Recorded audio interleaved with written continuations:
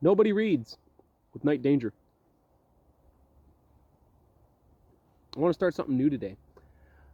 I want to move my focus to talking about books within the frame of developing our literacy and our vocabulary and our toolbox as game masters and as role players, as people who engage in elf games. I so often will go and I'll try a new blend, a new mix of pipe tobacco, and I'll go, oh, this is nice. Oh, it's all right. But invariably, eventually, I come back to Cavendish, and it's like coming home. It's like putting on your favorite pair of socks.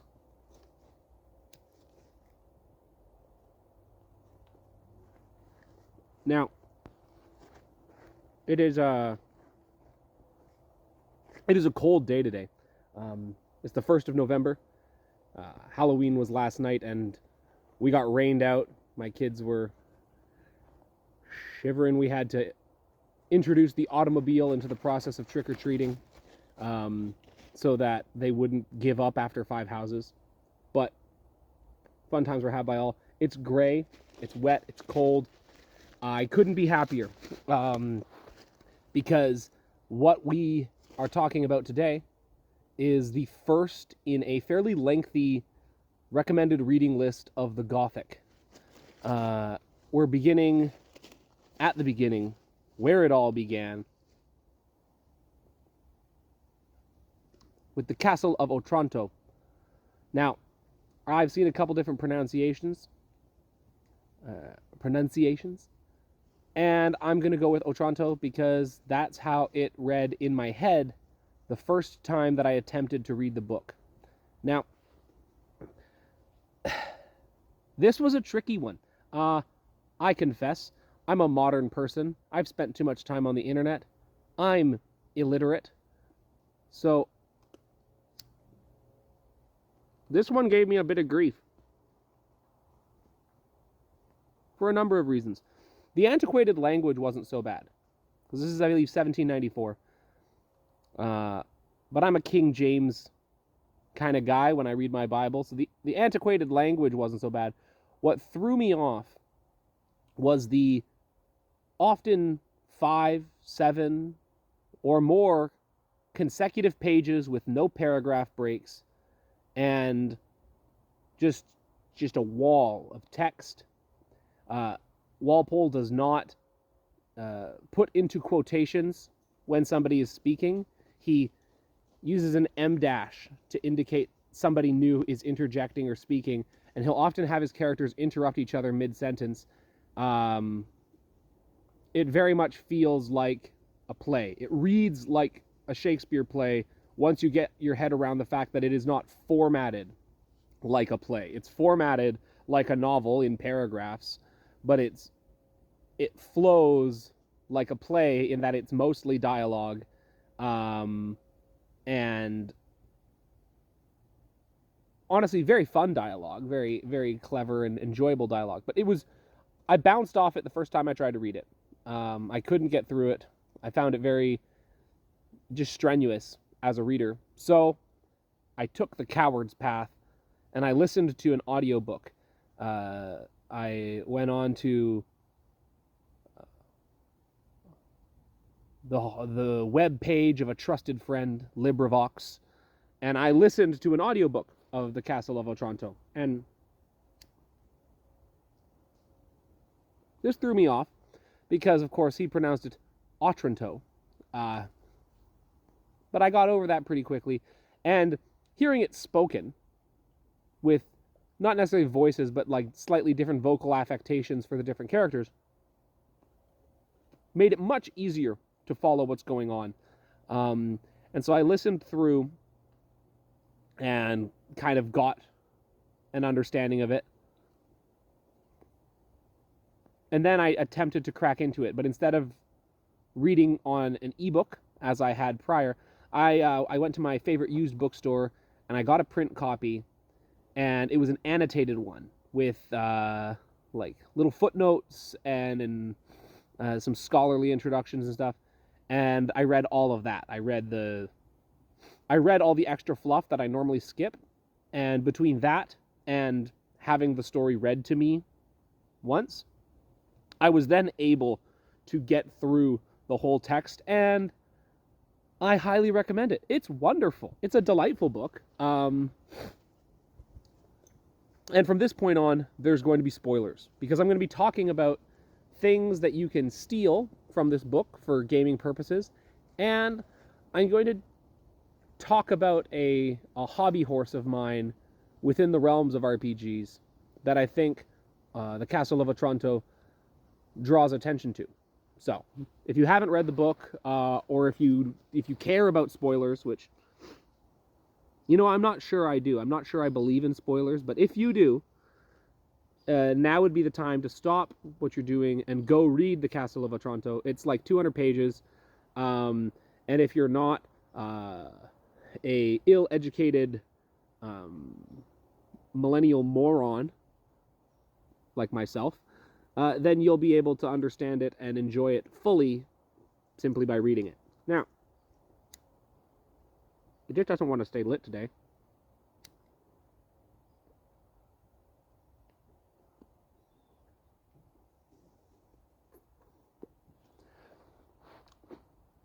The Castle of Otranto is, to give you a cursory overview, in case you're not going to read it, because of course, nobody reads. There is, at the time of the Crusades, a nobleman named Manfred, a prince in Italy or Spain. I think Spain. I can't remember. Lots of details have escaped me. But some of the names sound Italian, some of them sound English, and some of them sound Spanish. But Otranto, yeah, Italy. I'm doubling down. It's Italy. There's this castle in Italy, and this prince is trying to secure his family line and marry his one and only son off to a young lady from another family, only for, on the day of the wedding, his son to be crushed by a giant helmet that has somehow miraculously transported itself off of a giant statue of a long dead noble man miles away.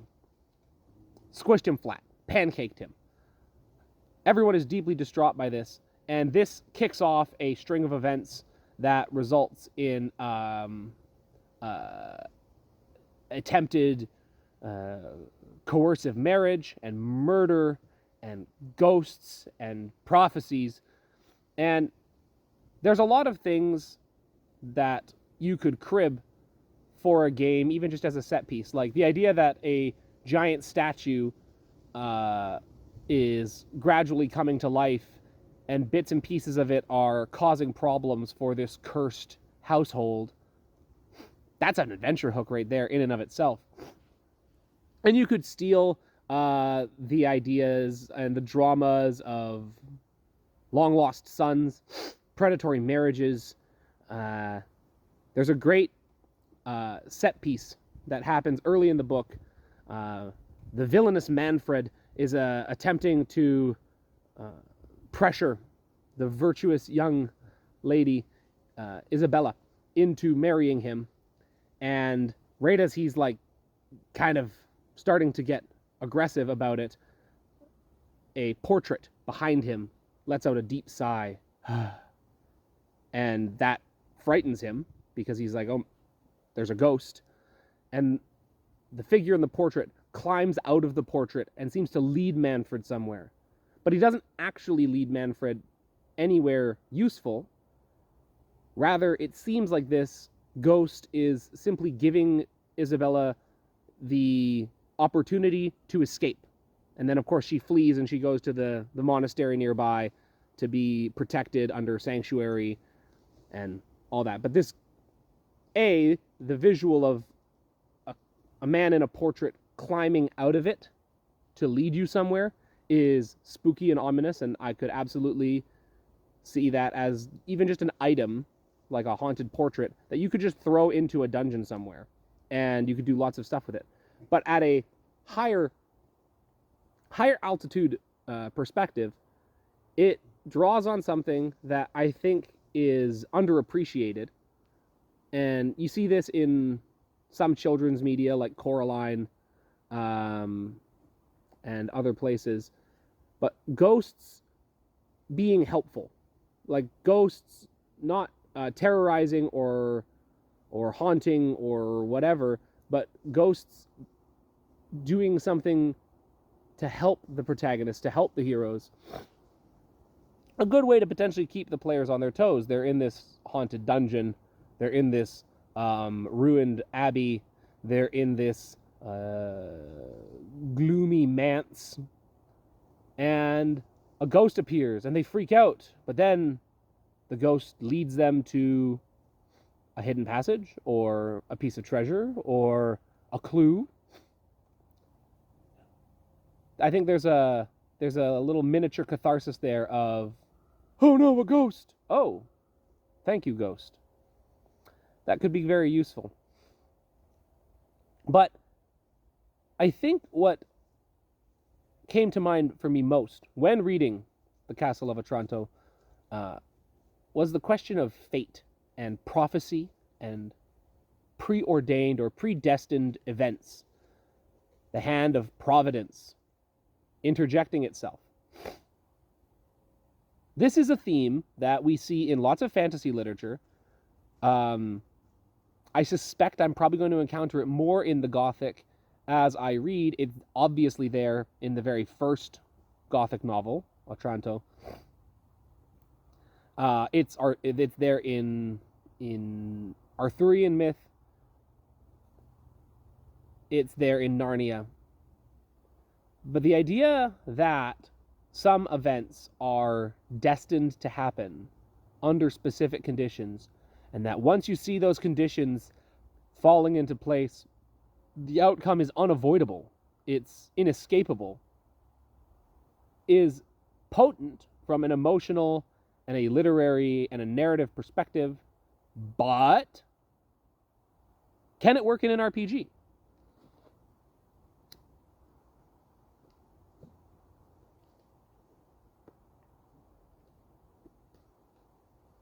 Because, of course, like any good hobbyist, I believe in player agency. I believe that players should have they should have a say in what happens to them and what they do. I don't believe in railroading. I don't believe in forcing the players down a scripted path of narrative beats. But can you reconcile these things? Can you reconcile prophecy or fate and player agency? You have precedent for divinations or foretellings in Dungeons and Dragons. Of course, I don't recall if it's in first edition, but I know for a fact it's in second edition, the augury spell, where a player can ask yes or no questions to the DM, and the DM must answer truthfully based on how well the spell goes. And that's one thing, but it doesn't so much predict future events as future objects, future things, like, is there a bear in this cave? Or where is the treasure? And that's less interesting than how will I die? Or where will I die? A prophecy, especially one about death, kind of feels at odds with the idea that player death should always be on the table with old school D&D. If you're ordained to die in a certain place under certain circumstances, it's like plot armor. The DM can't kill you.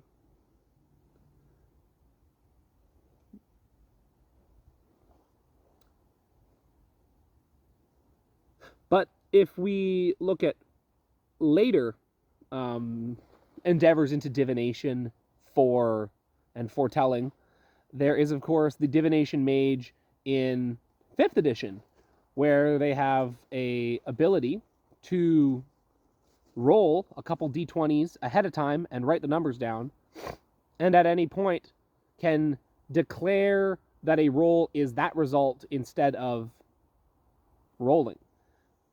And this creates this kind of fun, it creates a fun table dynamic of, oh, you didn't actually, no, you're not attacking me because that attack is going to miss. Or it's great to have a high roll reserved in store when you're fighting a particularly fearsome foe, and you can say, I definitely hit this attack. But of course, this is just another meta currency. When was the last time, if you're a 5th edition player or game master, when was the last time somebody used their portents, their pre-rolled dice outcomes, to diegetically, where the character described something that will occur and noted it down, that they saw the future and preserved it? No, it just becomes a variant on the luck mechanic, or on inspiration, or re-rolling, or it's entirely removed from the fiction. It's removed from the perspective of the character, because while the character perhaps saw the future and predicted that outcome, this is entirely obscured from the player. The player has no access to this information. So we look at the Castle of Otranto. There's this prophecy that the body of Alfonso will reassemble itself or reappear, and reclaim, and that the rightful heir of the castle will reassert himself. And lots of things happen to make this occur. Not just the supernatural squishing of young Conrad by the helmet, which of course seals the doom of Manfred's family line, meaning that there's no one to inherit the castle and the rightful heir can then assert himself. But also the providential events that keep allowing the young Theodore, the handsome peasant who suspiciously looks like the long-lost lord of the castle, Alfonso, keep allowing Theodore to escape. The helmet crushes a hole in the floor that he can slip into the catacombs and flee imprisonment, and he just so happens to be the long-lost son of the friar who is giving him his last confession before his execution. Like, there's all these conveniences which are not to be understood in the context of the book as conveniences or contrivances, but the hand of Providence bringing about this prophecy. It's diegetic or immersive contrivance or coincidence or fortune. And I really want that to be possible in an RPG. I want it to be possible for the players to acquire information concerning a great prophecy, or I want them to be able to, through either magic or like character abilities, to divine or foretell the future and then have those events come to pass. But I'm not sure how to do it without railroading them and without turning it into a simple meta currency that lets them cheese their way through combats or inconvenient circumstances.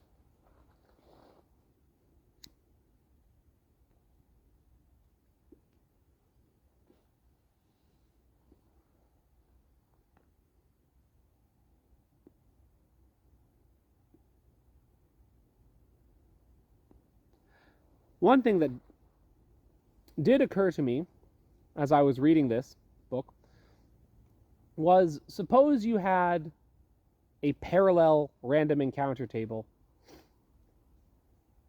a table of portents, omens, or foretellings. And anytime you roll a random encounter, you also roll a chance for an omen. So let's say you're going through the woods and you roll bandits. And then we roll, let's say, hypothetically, a 1 in 6 chance. Is one of the portents or is one of the threads of fate involved in this? And it comes up yes, so we roll on the threads of fate, and we see the